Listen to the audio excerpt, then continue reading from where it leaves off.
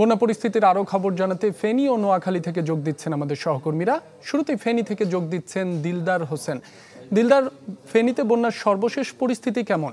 হ্যাঁ রাব্বি, আপনি যেমনটি বলছেন ফেনী বন্যা পরিস্থিতি সর্বশেষ অবস্থাটা হলো, আমি এখন দাঁড়িয়ে আছি ফেনীর ফুলগাজী উপজেলার একটি ইউনিয়নে, জিএমহাট ইউনিয়ন। এখানে আমি যদি ক্ষত চিহ্নের কথা বলি, আমার পিছনে রয়েছে যে বীজ ধান, যে এই বীজ ধানের আসলে কৃষকরা আমাদেরকে জানিয়েছেন এই বীজ ধান তাদের কোনো উপকারে আসবে না। এই ধরনের বীজ ধান এখানে শত শত একর জমিতে তারা করেছেন, যার ফলে তারা এই এই বীজ ধান থেকে আর কিছুই পাবেন না। এবং পাশে রয়েছে আপনার এই মৎস্য ঘের, এই মৎস্য ঘের থেকে তারা মৎস্য চাষ করেছিলেন, এখানে যা ছিল সব চলে গিয়েছেন। আর পাশাপাশি আমরা আজকে দিনভর দেখেছি যে এখানে ঘরবাড়ি, যারা কাঁচা ঘরবাড়ি তারা সংস্কার করছেন, এবং পাশাপাশি যে শিক্ষা প্রতিষ্ঠানগুলো তারা পরিষ্কার পরিচ্ছন্ন করছেন। কিছু কিছু শিক্ষা প্রতিষ্ঠানে আশ্রয় কেন্দ্র হিসাবে ব্যবহার করা হয়েছিল, ওইসব আশ্রয় কেন্দ্রগুলোতে গরু ছাগল গবাদি পশু ওঠার কারণে এত অপরিষ্কার হয়েছে যে আগামী এক সপ্তাহ নাগাদ তারা পরিষ্কার করে এটা করতে পারবেন না বলে আমাদেরকে সংশ্লিষ্ট যারা শিক্ষক এবং সংশ্লিষ্ট যারা রয়েছেন তারা আমাদেরকে জানিয়েছেন।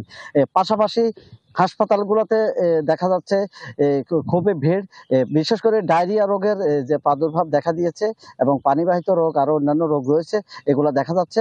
আর আমাদের বিভিন্ন ক্লিনিক এবং বিভিন্ন জায়গায় মেডিকেল টিম হচ্ছে।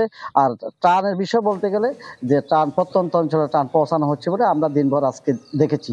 রাব্বি, ধন্যবাদ দিলদার।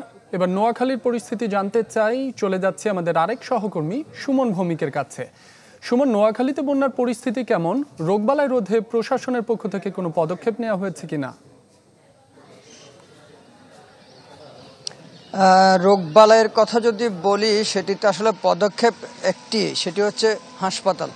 অর্থাৎ সরকারের দুই ধরনের হাসপাতাল রয়েছে, একটি হচ্ছে উপজেলা পর্যায়ে 50 শয্যা করে হাসপাতাল রয়েছে, অপরদিকে জেলা সদর দপ্তরে রয়েছে 250 শয্যা নোয়াখালী জেনারেল হাসপাতাল।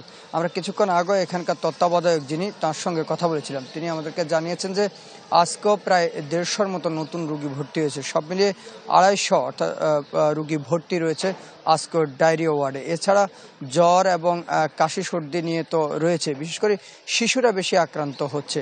এছাড়া প্রত্যেকটি ঘরেই কিন্তু 2 থেকে 3 জন করে আক্রান্ত রয়েছে। এটি আসলে স্বাস্থ্য সংশ্লিষ্ট যারা রয়েছে তারা আমাদেরকে জানিয়েছে। সিভিল সার্জন যেটি বলেছে যে প্রত্যেকটি হাসপাতালে, অর্থাৎ 50 শয্যার যতগুলো হাসপাতাল রয়েছে প্রত্যেক হাসপাতালে কিন্তু রোগী আছে। এর বাইরে যে ওয়ার্ড ক্লিনিকগুলো রয়েছে, কমিউনিটি ক্লিনিক, সেগুলোতে কিন্তু অনেক জায়গায় পানি ঢোকার কারণে কিন্তু সেখানে বসতে পারছে না অনেকে। তারপরও তাদের যে স্যাকমোরা রয়েছে কিংবা সহযোগী যারা রয়েছে তারা প্রত্যেকে কিন্তু বাড়ি বাড়ি গিয়ে মানুষকে সেবা দেওয়ার চেষ্টা করছে। এক্ষেত্রে আসলে সেবার যে জায়গাটা সেটি মূলত হচ্ছে স্যালাইন এবং পানি বিশুদ্ধকরণের যে ট্যাবলেট, সেটি তারা সরবরাহ করছে। যদি বেশি সমস্যা হয় তাদেরকে পরামর্শ দিচ্ছে স্থানীয় হাসপাতালে যাওয়ার জন্য। এটি আর আসলে পানি নামছে না এখনো পর্যন্ত। যত 6 দিনের কথা যদি বলি, কিছুটা হচ্ছে কোমর থেকে হাঁটুতে নেমেছে আর হাঁটু থেকে পায়ের পাতা পর্যন্ত নেমেছে।